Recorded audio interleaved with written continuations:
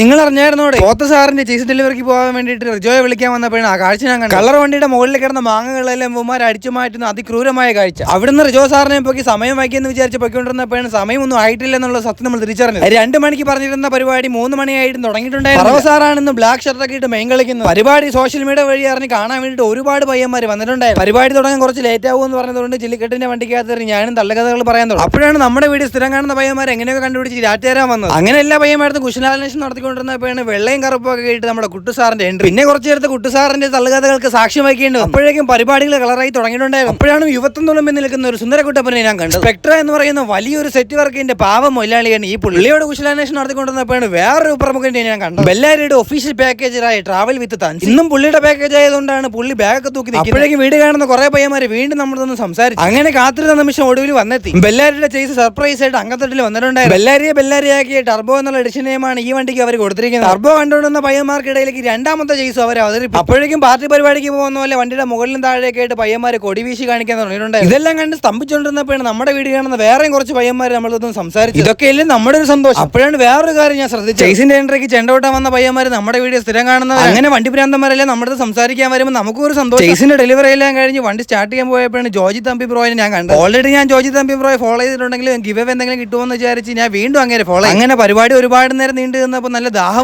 അങ്ങനെ road cross ചെയ്ത് അപ്പുറത്തുള്ള കടയിൽ പോയി നല്ല കിടിലൻ തണുത്ത സർബത്ത് കുടിച്ച് ദാഹം ശമിപ്പിച്ചുകൊണ്ടിരുന്നപ്പോഴാണ് 2 ചേസുമായിട്ട് ഇറങ്ങി പോകുന്ന കാഴ്ച ഞാൻ കണ്ടത്. 2 ചേസും ബെല്ലാരിയുടെ ബസ്സുമായിട്ട് റോഡ് ക്രോസ് ചെയ്ത് പോയപ്പോഴേ തിരുവനന്തപുരം മൊത്തം അങ്ങ് ബ്ലോക്ക്. റോഡ് മൊത്തത്തിൽ ബ്ലോക്ക് ആയപ്പോഴേ പോലീസുകാരെല്ലാം വന്ന് റോഡ് കൺട്രോൾ ചെയ്യാൻ. അങ്ങനെ പോലീസുകാരുടെ ചെയ്തികളെല്ലാം കണ്ടുകൊണ്ടിരുന്നപ്പോഴാണ് നമ്മുടെ വീട് കാണുന്ന പയ്യന്മാർ നിങ്ങൾ അറിഞ്ഞായിരുന്നോടെ എന്ന് പറഞ്ഞ് ബൈക്കിൽ വന്നു. അങ്ങനെ പോത്തിന്റെ സംഭാവനയായിട്ട് കരമന ജംഗ്ഷൻ മുതൽ ഇങ്ങ അറ്റം വരെ റോഡ് മൊത്തം ബ്ലോക്ക്. ഡോൺ എന്ന എഡിഷൻ നെയിമിട്ട ചേസിൽ കുട്ടുപ്രോയും മറ്റേ വണ്ടിയിൽ ബെല്ലാരി പറവയുമാണ് വണ്ടിയുടെ. 2 ചേസിന്റെ പിറകെ ബെല്ലാരിയുടെ ബസ്സും കളം നിറഞ്ഞ് പോകുന്നുണ്ട്. അപ്പോഴാണ് ബെല്ലാരി ടീമിന്റെ യൂണിഫോമായ കറുത്ത കളർ ഷർട്ട് മാറ്റിയിട്ട് വെള്ള കളർ ഷർട്ട് ആക്കിയതിന്റെ കാര്യം തരാണെന്ന് പറവ സാർ നമ്മുടെ അടുത്ത് പറഞ്ഞു. ആ രഹസ്യം പരസ്യമായി തുടരുന്നതായിരിക്കും നല്ല. ട്രാവൽ വിത്ത് തൻസി എന്ന പാക്കേജിന്റെ ഗുണ്ടായുസമാണ് പറവ ഇവിടെ കണ്ടുകൊണ്ടിരിക്കുന്നത്. അങ്ങനെ പരിപാടിയെല്ലാം കളറാക്കി ബെല്ലാരിയുടെ ടീം മൊത്തം വണ്ടിയും കൊണ്ട് അവർ തിരിച്ച് ഷെഡിലേക്ക് പോവുക. അപ്പോഴാണ് നമ്മുടെ അയൽവാസി ഒരു വണ്ടി നമ്മൾ കണ്ടത്. അയൽവാസിക്കാരനായ ഹെവൻലി നമുക്ക് ചാറ്റ് ചെയ്യാൻ തന്നിട്ട് പുള്ളി എങ്ങോട്ടോ പോകുന്നുണ്ടായിരുന്നു. അങ്ങനെ എല്ലാവരും എവിടെയൊക്കെ പോയ സ്ഥിതിക്ക് നമ്മളും പതുക്കെ ബൈക്ക് എടുത്ത് നമ്മളും തിരിച്ച് എവിടെയൊക്കെ പോകുക. ലൈലൻഡിന്റെ ഷോറൂമിന് തൊട്ട് അപ്പുറത്തുള്ള പോകുമ്പോൾ 2 ചേസും ബസ്സുമായിട്ട് ഡീസൽ അടിക്കാൻ വേണ്ടി നിൽക്കുന്നുണ്ടായിരുന്നു. അപ്പോഴാണ് റിജു ആ കാര്യം വീണ്ടും എന്റെ അടുത്ത് പറഞ്ഞത്. അത്യാവശ്യം നല്ല ദാഹമുള്ളതുകൊണ്ട് ഓരോ കാസിയും സർബത്ത് കുടിച്ചാലും ദാഹം അത്യാവശ്യത്തിൽ കൂടുതലുണ്ടായിരുന്നതുകൊണ്ട് ഞാനും ഓരോ സർബത്ത് അങ്ങനെ സർബത്തെ കുടിച്ച് തിരിച്ച് ഷെഡിലേക്ക് പോകുന്ന വഴിക്ക് പോത്തിന്റെ കൂട്ടുകാരനെ നമ്മൾ കണ്ടു. അപ്പൊ പറഞ്ഞ പോലെ ബാക്കി നാളെ.